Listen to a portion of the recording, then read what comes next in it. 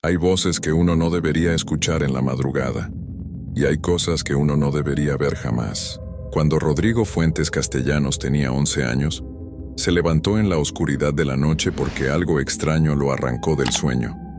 Siguió ese sonido hasta el patio trasero de la casa, y lo que encontró ahí lo dejó sin habla, sin movimiento, sin aire. La mujer que estaba arrodillada en el suelo ya no era su abuela, y lo peor no fue lo que vio esa noche.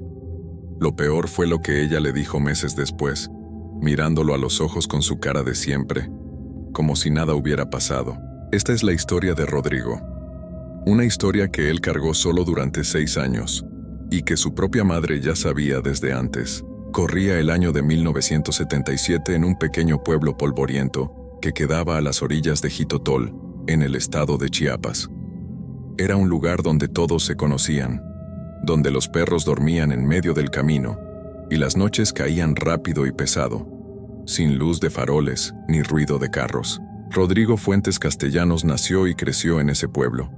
Era el mayor de 3 hermanos, hijo de una familia que nunca tuvo mucho, pero tampoco le faltó el plato de frijoles en la mesa. Su padre, don Aurelio, trabajaba desde que salía el sol hasta que se metía, cortando leña y haciendo mandados para quien le pagara algo.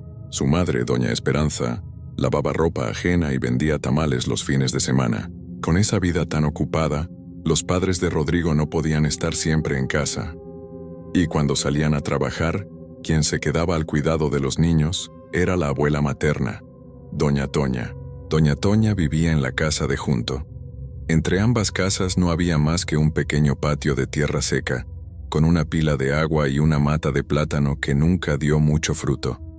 Bastaban unos pasos para pasar de una casa a la otra, y eso hacía todo mucho más fácil para la familia. Rodrigo la recuerda como una mujer de edad avanzada, de pelo largo y canoso que siempre traía trenzado, con las manos gruesas de tanto trabajar y una mirada seria que a veces asustaba sin querer. No era de las abuelas que abrazan mucho ni que andan echando besos a cada rato.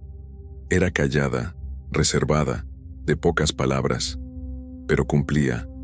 Daba de comer, cuidaba que los niños no se hicieran daño, los mandaba a dormir a su hora. En el pueblo se decía que doña Toña sabía curar, que si a alguien le caía el mal de ojo, ella podía quitárselo, que si una criatura lloraba mucho de noche sin razón aparente, bastaba llevarla con ella para que se calmara. La gente la buscaba para eso, y ella nunca cobró ni un peso. Lo hacía como quien hace un favor, sin aspavientos, sin dar muchas explicaciones. Rodrigo y su hermano menor, Beto, que entonces tenía 8 años, estaban acostumbrados a ella. La veían todos los días. No le tenían miedo. Era simplemente la abuela, con su delantal de flores y su olor a hierbas secas. Eso fue así durante años, hasta que llegó aquella noche de noviembre. Era una noche fría, de esas en que el viento baja de las montañas y se mete por debajo de las puertas. Los padres de Rodrigo habían salido desde temprano porque había una reunión en el pueblo de al lado que se iba a alargar hasta tarde. Antes de irse, le avisaron a doña Toña que se fuera a quedar con los niños esa noche para que no estuvieran solos. Ella llegó al caer la tarde, como siempre. Calentó los frijoles que habían quedado del mediodía, les sirvió a los 2 niños, lavó los trastes y los mandó a acostar. Rodrigo recuerda que esa noche no dijo casi nada, menos de lo normal, que ya de por sí era poco. Nada más los miró con esos ojos oscuros y serios, y les dijo que durmieran. Rodrigo se acostó en su petate pensando en nada en particular. El cansancio del día lo venció rápido, y se quedó dormido sin problema. Pero en algún momento de la madrugada algo lo sacó del sueño. No fue una voz. No fue un golpe. Fue un sonido que Rodrigo nunca había escuchado antes y que hasta el día de hoy no ha podido describir bien con palabras. Era algo que venía de adentro y de afuera al mismo tiempo, como un gruñido mezclado con un quejido, pero más profundo, más raro, más equivocado. Como si una garganta humana estuviera haciendo algo para lo que no fue hecha. Rodrigo abrió los ojos en la oscuridad. El cuarto estaba frío y quieto. A su lado, Beto dormía sin moverse. Por un momento pensó que había sido un sueño, que su cabeza le había jugado una mala broma. Cerró los ojos, y entonces el sonido volvió. Esta vez no había duda. Venía de afuera del patio trasero, del lado donde estaba el baño de la casa. Era un sonido intermitente, que paraba y volvía, que subía un poco y luego bajaba, como si algo estuviera luchando o sufriendo, o haciendo un esfuerzo enorme por algo que no se podía entender. Rodrigo se quedó unos minutos sin moverse, con la cobija apretada hasta el cuello esperando que parara. No paró. Y algo en él, esa mezcla rara de miedo y curiosidad que tienen los niños, lo hizo levantarse.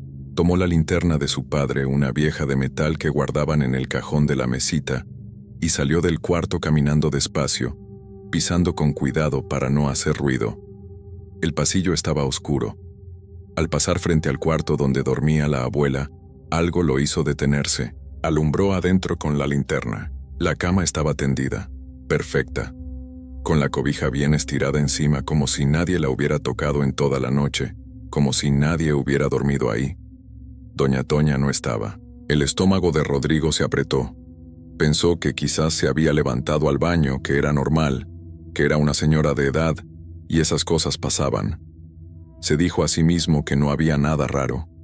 Siguió caminando hacia la puerta trasera de la casa. Afuera la noche estaba cerrada. No había luna, o si la había, las nubes la tapaban. El patio era una mancha negra y el baño quedaba al fondo, a unos 12 o 15 pasos de la puerta. Rodrigo apuntó la linterna hacia allá, y ahí estaba ella. Doña Toña estaba arrodillada en el suelo, de espaldas a él, frente a la pared de adobe del baño. Tenía los brazos caídos a los lados, las manos abiertas sobre la tierra, y el cuerpo se le movía levemente de adelante hacia atrás, como meciéndose. De ella salía ese sonido horrible, gutural, que no parecía de persona. Rodrigo se quedó parado en la puerta. Las piernas no le respondían. Quería gritar y no podía. Quería correr y tampoco podía. Nada más miraba, con la linterna temblando en su mano. Entonces, sin saber bien por qué, sin pensarlo, llamó a la abuela. La llamó una vez en voz baja, casi en susurro. «Doña Toña». El sonido paró de golpe. El silencio que llegó después fue peor que el ruido. Fue un silencio demasiado completo, demasiado repentino, como cuando se corta algo que no debería cortarse así. La figura que estaba arrodillada empezó a girar. Rodrigo dice que en ese momento supo, antes de verle la cara, que lo que estaba ahí enfrente ya no era del todo su abuela. No sabe cómo explicarlo. Dice que lo sintió en el pecho, como una advertencia que le llegó antes de que sus ojos pudieran confirmarla. Pero sus ojos la confirmaron. La cara de Doña Toña estaba mal. Estaba muy mal. La piel que él conocía llena de arrugas y manchas de la edad se veía estirada de una manera que no era natural, como si algo desde adentro la estuviera jalando hacia atrás. En algunas partes parecía derretida, blanda, fuera de lugar, como si los rasgos de su cara estuvieran acomodados de otra forma. No era una herida, no era sangre, era algo diferente, algo que no tiene nombre conocido. Y los ojos. Rodrigo siempre se detiene cuando llega a los ojos en su relato, porque dice que eso es lo que más trabajo le cuesta describir y lo que menos ha podido olvidar en todos estos años. Los ojos de Doña Toña ya no eran oscuros como siempre. Eran grises, de un gris opaco, sin brillo, sin profundidad, como los ojos de un pescado muerto sacado del agua. No había nada dentro de ellos, ninguna expresión, ningún reconocimiento, ninguna chispa de la mujer que él conocía. Lo miraban sin mirarlo. Rodrigo no recuerda haber respirado en ese momento. Solo recuerda que la linterna le temblaba tanto, que la luz brincaba por todos lados, y que sus pies seguían sin moverse del suelo. Entonces la cosa que estaba en el cuerpo de su abuela abrió la boca, y habló. No habló con la voz de Doña Toña. Era otra voz. Una voz más pesada, más oscura, que parecía venir de muy adentro, de un lugar donde no debería haber nada. Era ronca y lenta, y sonaba como si cada palabra costara trabajo, como si esa voz no estuviera acostumbrada a hablar en el idioma de las personas. Y lo que dijo fue simple. Solo 2 palabras. Vete, ya. Rodrigo no necesitó escucharlas 2 veces. Algo en su cuerpo reaccionó antes que su mente, y echó a correr hacia adentro de la casa, sin apagar la linterna, sin voltear, sin hacer ruido. Llegó a su cuarto, se metió debajo de la cobija con todo y ropa, con todo y zapatos, y se quedó ahí, tieso, con los ojos abiertos en la oscuridad, escuchando. No hubo más sonidos esa noche. Cuando amaneció, doña Toña estaba en la cocina calentando agua para el café, con su delantal de flores, con su trenza canosa, como si nada hubiera pasado. Le sirvió el desayuno a los niños sin decir nada. Rodrigo no la miró a los ojos en toda la mañana. Cuando llegaron sus padres, no dijo una sola palabra de lo que había visto, no porque no quisiera, sino porque no sabía cómo, y porque tenía miedo de que nadie le creyera, y porque una parte de él todavía esperaba que todo hubiera sido un sueño muy malo, pero sabía que no lo era. Los días que siguieron a esa noche fueron raros para Rodrigo. Se levantaba, iba a la escuela, comía, dormía, todo igual que antes por fuera, pero por dentro algo había cambiado. Miraba a su abuela de otra manera, le ponía atención a sus manos cuando servía la comida, a sus ojos cuando lo veía, a su voz cuando hablaba. Buscaba algo, alguna señal de lo que había visto esa noche. Y doña Toña seguía siendo la misma de siempre. Seria, callada, cumplida, como si nada. Rodrigo empezó a convencerse de que quizás sí había sido un sueño, que el cansancio y la oscuridad le habían jugado una mala pasada, que los niños a veces ven cosas que no son. Se lo repitió tantas veces que casi lo creyó, hasta que llegó otra noche en que sus padres salieron y doña Toña se quedó de nuevo con ellos. Era ya entrada la noche. Peto se había dormido temprano. Rodrigo estaba acostado pero despierto, con los ojos abiertos en el techo, cuando escuchó los pasos de la abuela acercarse a su cuarto.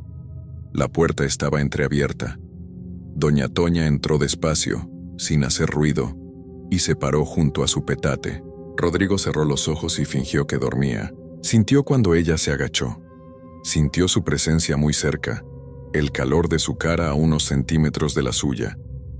Y luego sintió sus labios en la frente, un beso suave, tranquilo, como el que da cualquier abuela.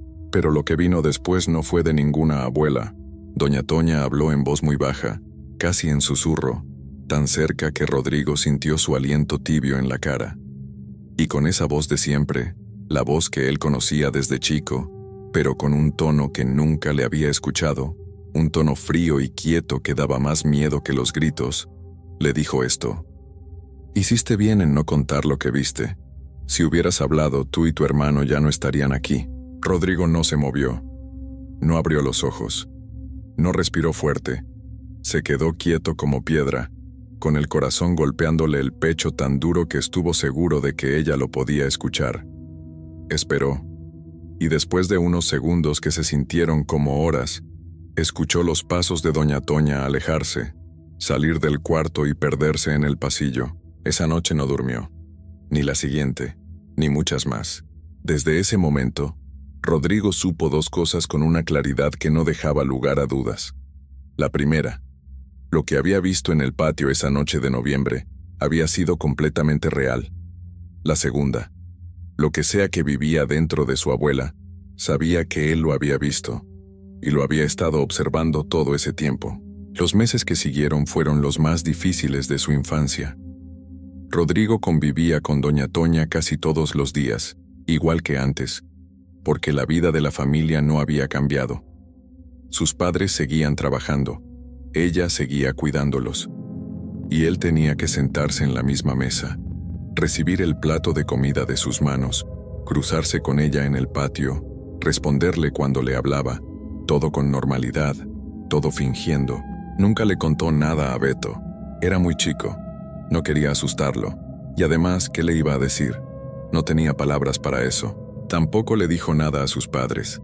Las palabras de doña Toña le habían quedado grabadas en algún lugar muy adentro, en ese lugar donde uno guarda las cosas que no puede soltar aunque quiera. Tú y tu hermano ya no estarían aquí. Eso era suficiente para callar. Así pasaron los años.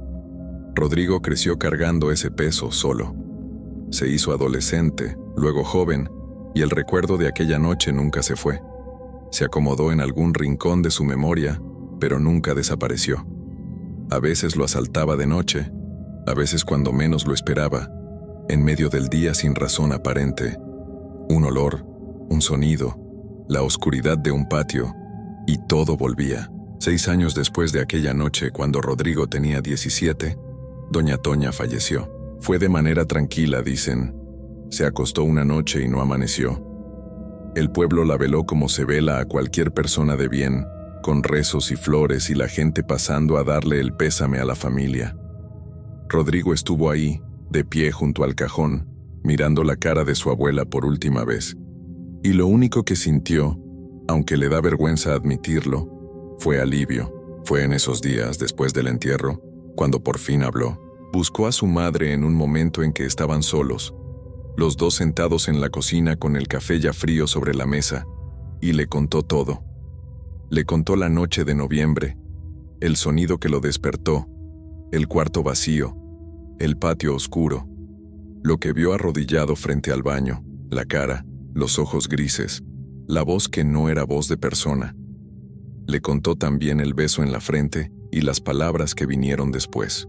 Doña Esperanza lo escuchó sin interrumpirlo, sin sorprenderse, sin poner cara de duda. Y cuando Rodrigo terminó de hablar, su madre bajó la vista al café frío y estuvo callada un momento. Luego respiró hondo y le dijo algo que él no esperaba, que ella ya sabía. No todo, no exactamente lo que él había visto esa noche, pero sí sabía que doña Toña no solo curaba enfermedades y quitaba el mal de ojo. Sabía que hacía otras cosas, cosas que se hacen de noche y en secreto, cosas que no tienen nombre bonito, rituales que invocaban algo que no debería ser invocado. Lo había sabido desde antes de que Rodrigo naciera, porque había personas en el pueblo que también lo sabían y que alguna vez se lo habían dicho. Rodrigo le preguntó entonces por qué nunca los había alejado de ella, por qué los había dejado solos con doña Toña tantas noches si sabía lo que era capaz de hacer. Su madre tardó en responder, y cuando lo hizo, sus palabras fueron simples y tristes a la vez, porque eran sus nietos, y yo esperaba que por eso no les fuera a hacer nada. Rodrigo no supo qué contestar a eso. Hasta hoy no sabe si su madre tomó la decisión correcta o no. Solo sabe que salieron bien librados, él y su hermano, y que eso no siempre pasa cuando uno se acerca demasiado a ciertas cosas. Hoy Rodrigo tiene más de 50 años. Vive lejos de Jitotol, en otra ciudad con su propia familia. Nunca volvió a habitar ese pueblo más de lo necesario. Dice que hay lugares que uno lleva pegados aunque se vaya lejos, que hay imágenes que no se borran con el tiempo ni con la distancia. Y dice también, con una calma que solo da haber cargado algo muchos años, que hay cosas que es mejor no ver, que hay noches en que lo más sabio es quedarse quieto bajo la cobija y no investigar de dónde viene el sonido, que hay secretos que viven en la oscuridad y que no buscan ser descubiertos, y que si alguna vez algo en la madrugada te despierta con un sonido que no reconoces, lo mejor que puedes hacer es cerrar los ojos, no moverte y esperar a que amanezca. Esta historia fue enviada por el propio Rodrigo, ya de adulto, con la voz pausada de quien ha aprendido a vivir con lo que no puede olvidar. Él dice que no la cuenta para asustar a nadie. La cuenta porque guardó silencio demasiados años, y porque a veces nombrar las cosas es la única manera de dejar de cargarlas solo. Hay cosas que uno ve y preferiría no haber visto nunca, cosas que se quedan pegadas en la mente, que no te sueltan ni de día ni de noche. Lo que pasó en ese pequeño pueblo del estado de Chiapas, allá en las montañas donde el frío baja temprano y la niebla no se va hasta el mediodía, fue una de esas cosas, y la persona que lo vivió de cerca, que lo vio con sus propios ojos, fue Rodrigo Castellanos Méndez, un hombre sencillo, hijo de agricultores, nacido y criado en ese mismo lugar. Rodrigo todavía recuerda esa mañana de mayo junto al arroyo, cuando encontró algo que ningún ser humano debería encontrar jamás. Pero para entender bien lo que pasó, hay que empezar desde el principio. En ese pueblo, al que la gente de afuera le llamaba simplemente el ranchito, había una mujer a la que todos conocían, una mujer a la que todos respetaban, pero a la que pocos se atrevían a mirar directamente a los ojos. Se llamaba Josefa, aunque todo el mundo la llamaba Doña Josefa, con ese tono de voz bajo que uno usa cuando habla de algo que le causa respeto y miedo al mismo tiempo. Doña Josefa era anciana. Nadie sabía con exactitud cuántos años tenía. Algunos decían que 70, otros que más de 80. Pero lo que más llamaba la atención no era su edad ni su cara llena de arrugas profundas. Lo que llamaba la atención eran los perros. 2 perros enormes, completamente negros, de esos que parecen más grandes de lo que deberían ser. Siempre estaban con ella. Siempre. A todas horas, en todos lados. Si doña Josefa caminaba por el mercado, los perros iban detrás. Si doña Josefa se sentaba afuera de su casa a mirar el atardecer, los perros se sentaban a sus lados, uno a la derecha y otro a la izquierda, como si fueran guardias puestos ahí por algo más poderoso que ella misma. La gente del pueblo hablaba de esos perros en voz baja. Decían que no eran perros normales. Decían que eran sus nahuales, es decir, sus animales de poder, sus compañeros del mundo oscuro. En las tradiciones de esa región, el nahual es el espíritu animal que acompaña a una persona desde que nace y que, en el caso de los curanderos más poderosos, puede transformarse, puede actuar, puede proteger o puede hacer daño. Y en el caso de doña Josefa, la gente estaba convencida de que esos 2 perros negros no eran simples mascotas. Eran parte de ella. Eran una extensión de su voluntad. Doña Josefa vivía al borde del pueblo, en una casa pequeña rodeada de árboles altos que casi no dejaban pasar la luz del sol. La casa olía a hierbas, a copal, a cosas que uno no podía nombrar bien.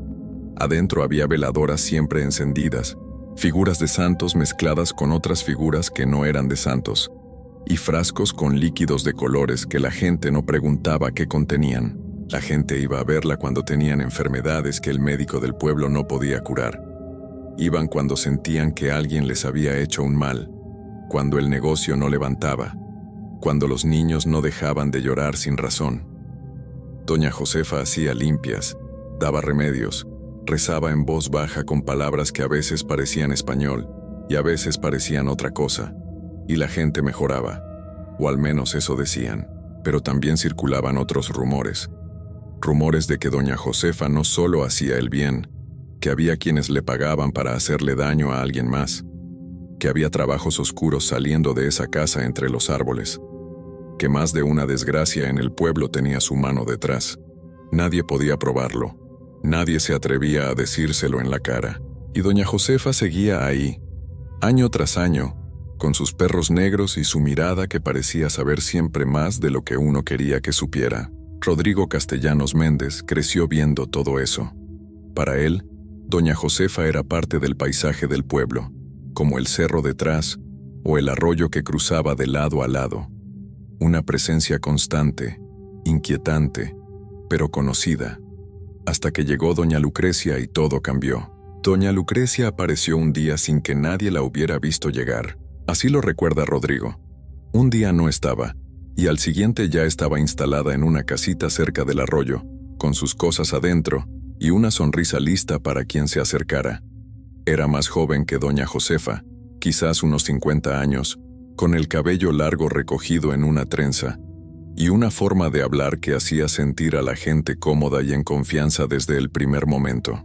Traía consigo un baúl grande de madera, lleno de remedios, hierbas, aceites, polvos de colores, amuletos, estampas de santos.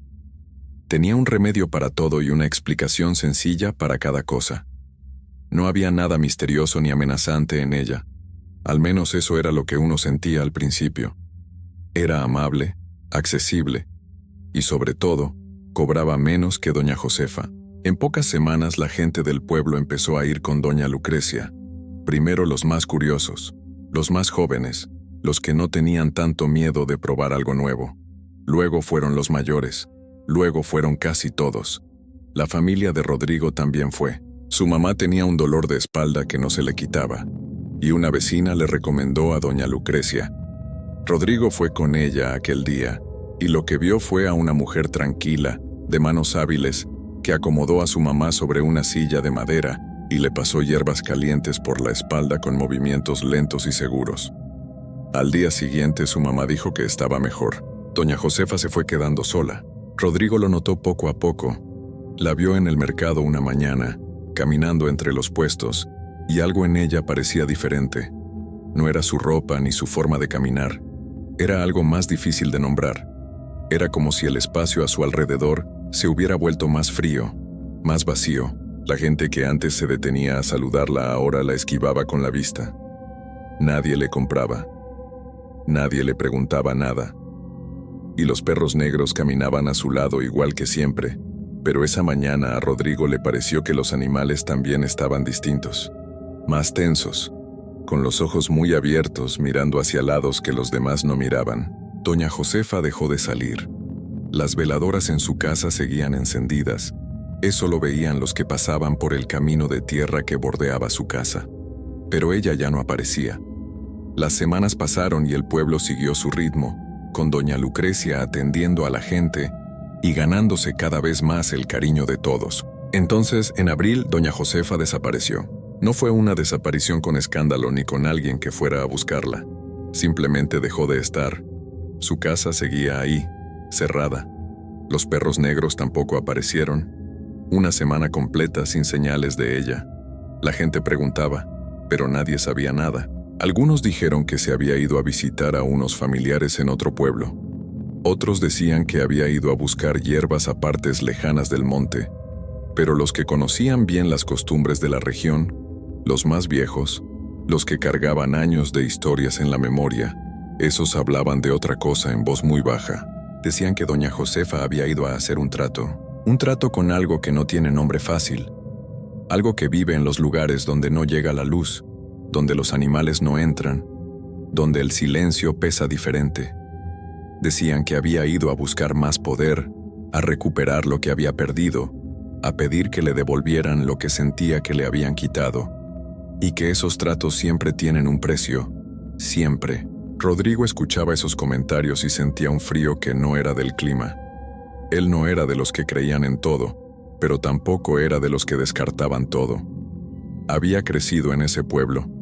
Había visto cosas que no tenían explicación sencilla, y algo dentro de él le decía que los viejos no estaban equivocados. Cuando doña Josefa regresó, una semana después, Rodrigo la vio pasar por el camino desde lejos, y supo de inmediato que algo había cambiado.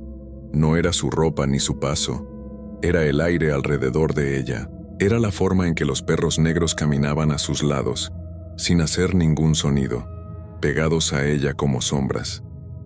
Era la forma en que ella miraba al frente, sin voltear, sin saludar, como si cargara algo pesado que los demás no podían ver. Esa noche, Rodrigo no durmió bien. Lo que pasó en mayo, Rodrigo no lo había buscado. Esa mañana, salió temprano con su amigo Benigno a caminar por el arroyo, como hacían a veces antes de que el calor del día se pusiera fuerte. El arroyo era un lugar tranquilo, con el sonido del agua y los pájaros, rodeado de vegetación espesa que daba sombra. Rodrigo y Benigno caminaban por la orilla de tierra, hablando de cosas sin importancia, cuando Benigno se detuvo de golpe.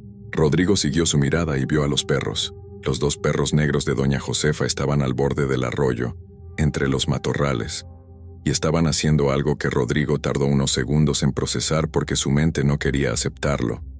Estaban sobre algo en el suelo, y ese algo tenía forma humana. Rodrigo no pudo moverse por un momento. Benigno tampoco.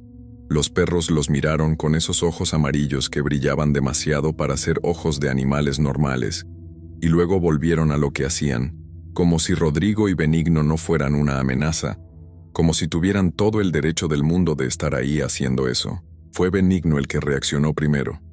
Agarró una rama del suelo y gritó, y los perros se alejaron lentamente, sin correr, sin miedo, con esa calma extraña que siempre los había caracterizado. Y entonces Rodrigo vio lo que había en el suelo. No va a describir eso con detalle, no puede. Pero lo que sí quedó grabado en su memoria para siempre fue una cosa puntual.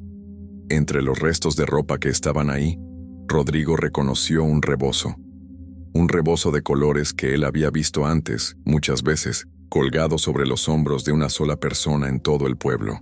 Era el rebozo de doña Lucrecia. Las autoridades llegaron ese mismo día.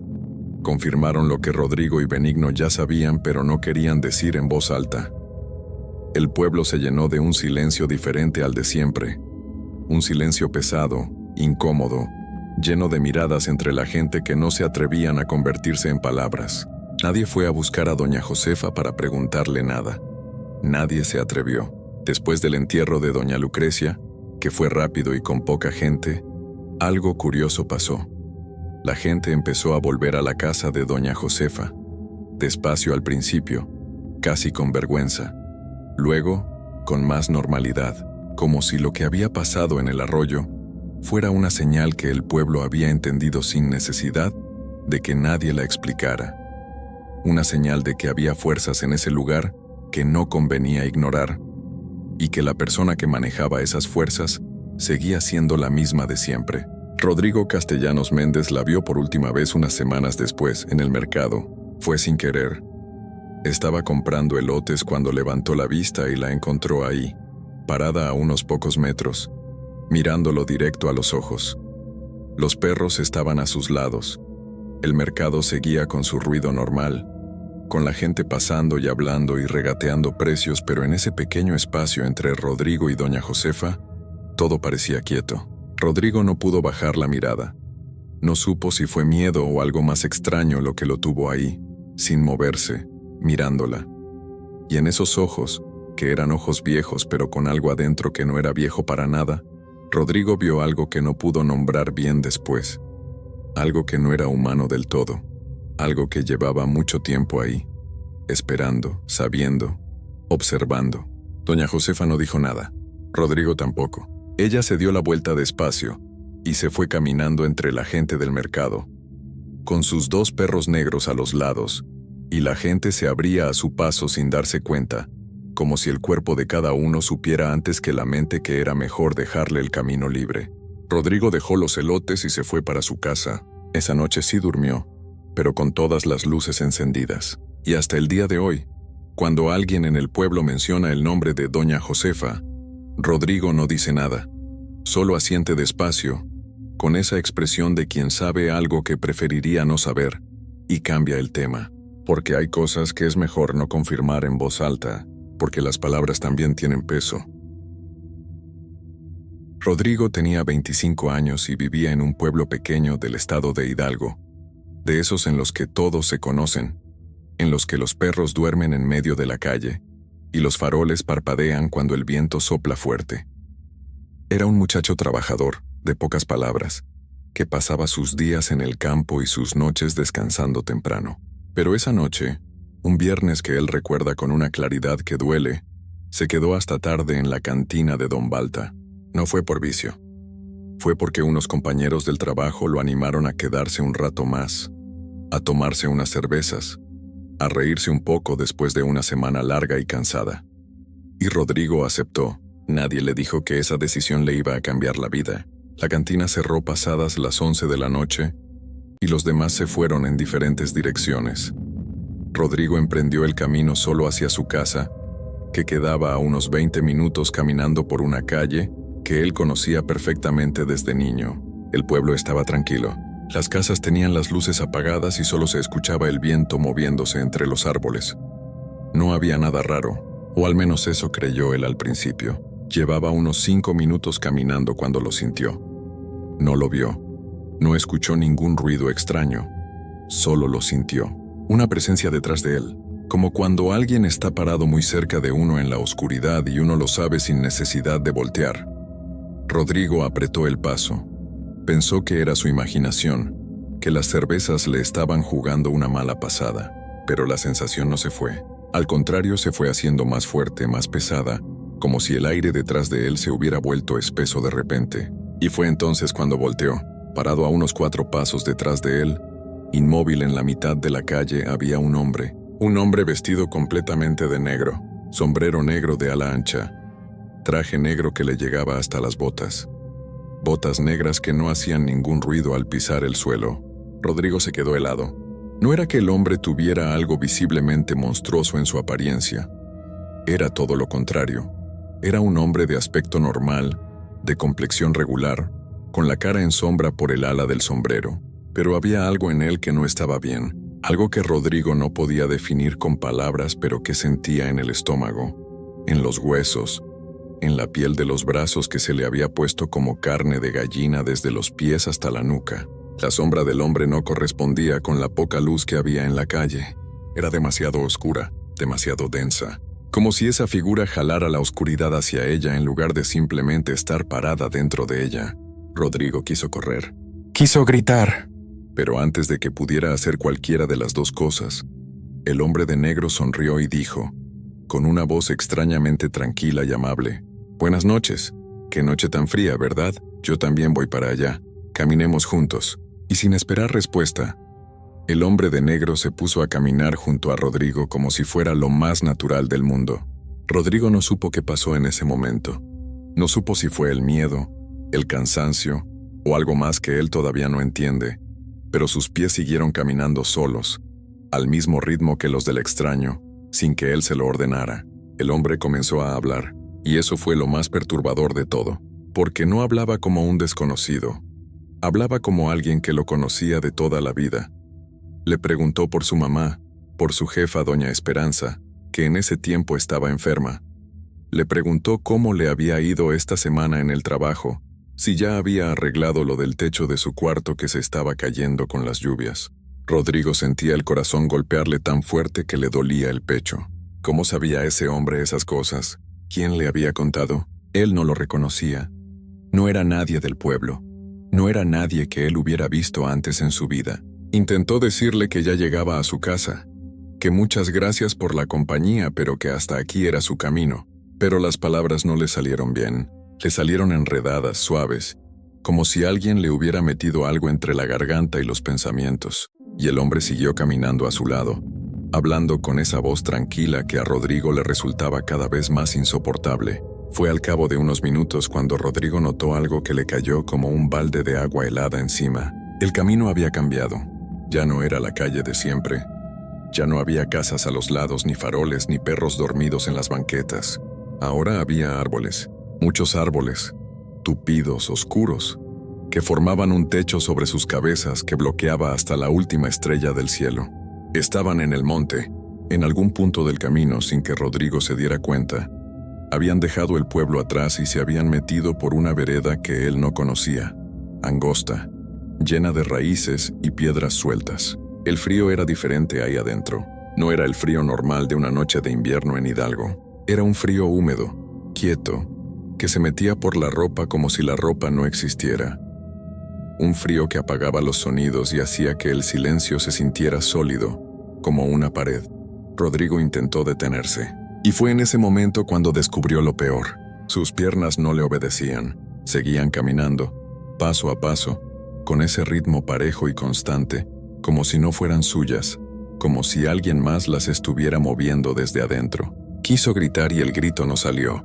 Quiso voltear a correr y su cuerpo siguió avanzando hacia adelante, hacia lo más oscuro y profundo del monte, junto al hombre de negro que seguía hablando, seguía sonriendo, seguía caminando a su lado como si todo fuera perfectamente normal.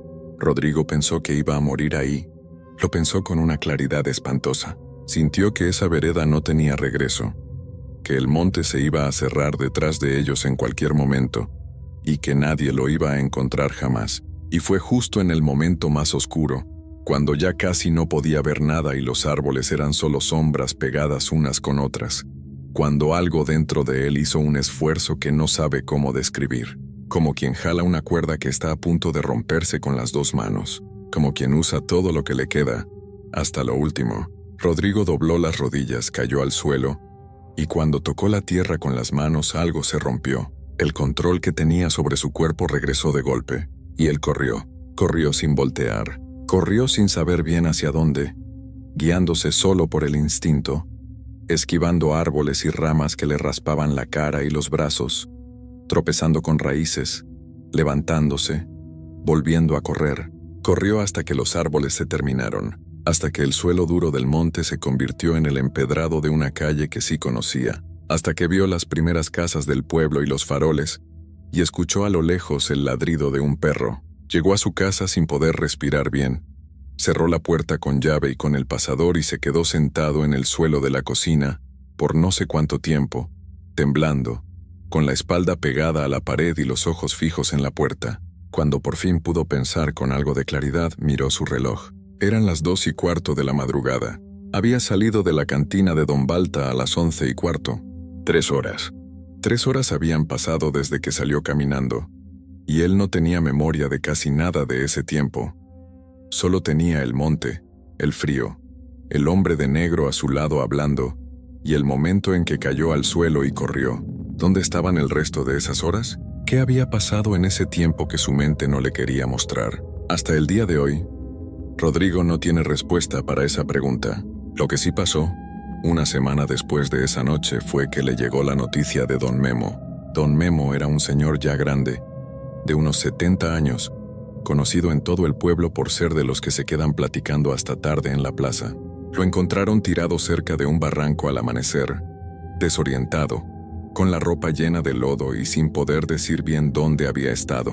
Cuando se recuperó un poco, Rodrigo fue a visitarlo, y Don Memo, con la voz todavía temblando y los ojos perdidos en algún lugar que no era esa habitación, le contó que él también había visto al hombre de negro, que él también había caminado con él por el monte sin poder detenerse, y que había llegado al borde del barranco antes de que algo lo detuviera.